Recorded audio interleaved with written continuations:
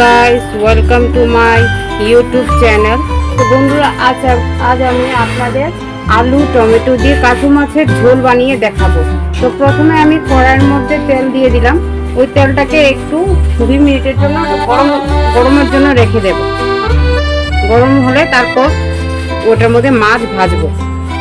তো 2 মিনিট হয়ে গেছে, এখন তেলটা গরম হয়ে গেছে। এর মধ্যে আমি একটু সেটা নুন দিয়ে দেব, যাতে মাছটা লেগে না যায়।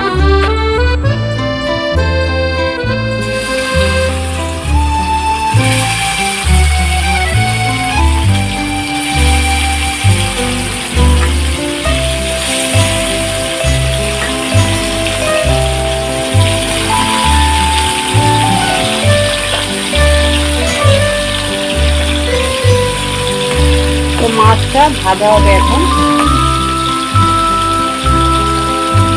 মাছটা ভাজা হয়ে গেছে, এখন মাছটাকে তুলে নেব, কড়াই থেকে তুলে নেব মাছটা।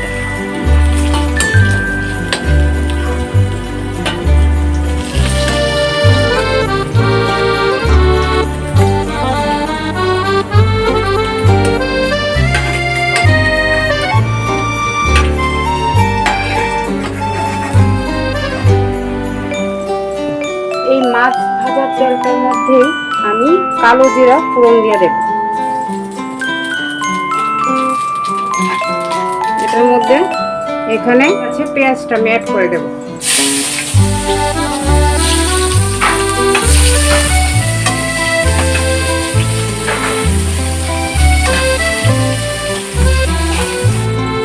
পেঁয়াজটা যখন একটু ব্রাউন হয়ে যাবে, তখন এটার মধ্যে আমি মশলাগুলি অ্যাড করব। এবার পেঁয়াজটা একটু ব্রাউন ভাজা হয়ে গেছে। এবার এর মধ্যে আমি এই আদা আর লঙ্কা বাটা দিয়ে দেব, আর একটু পেঁয়াজও আছে এটার মধ্যে।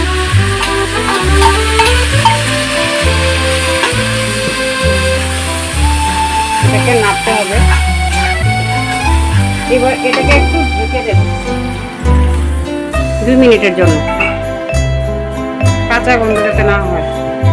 এবার এই মশলাটা একটু ভাজা ভাজা হয়েছে, এর মধ্যে আমি অন্য মশলাগুলি অ্যাড করব।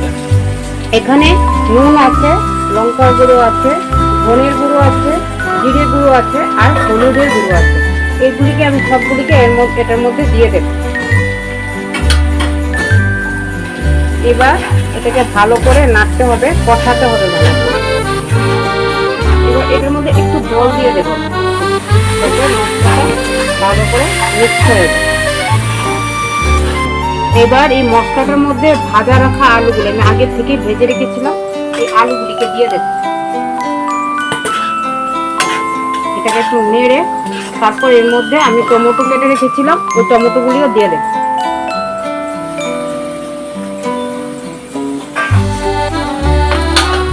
এবার এটাকে ভালো করে নাড়বো, ভালো করে একটু কষিয়ে তারপর এটার মধ্যে আমি জলটা অ্যাড করব।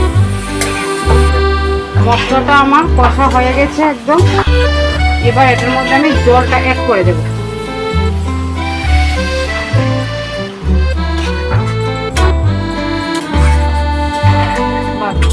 এবার এটাকে আমি 10 মিনিটের জন্য রেখে দেবো, হালকা স্টিমে রেখে দেব। এবার ঢাকনাটাকে খুলে আমি এটার মধ্যে মাছটা দিয়ে দেব।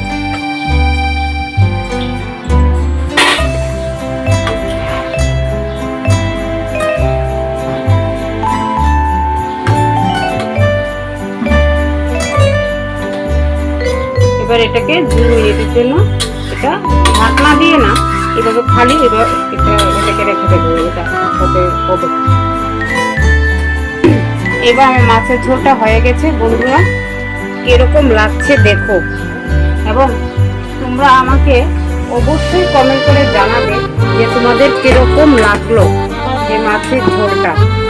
কাঠু মাছ দিয়ে আলু টমেটো দিয়ে পাতলা আলুর ঝোল।